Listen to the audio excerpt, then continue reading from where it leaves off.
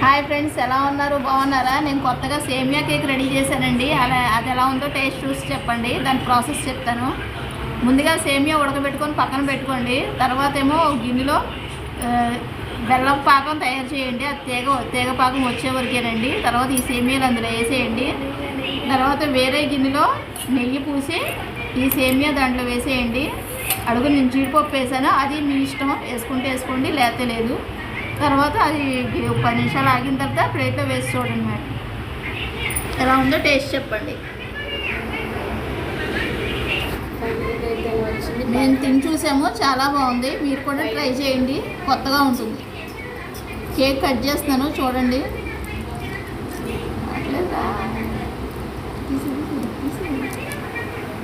ఫైనల్గా ఎలా వచ్చింది, ఎలా ఉందో కామెంట్స్లో పెట్టండి.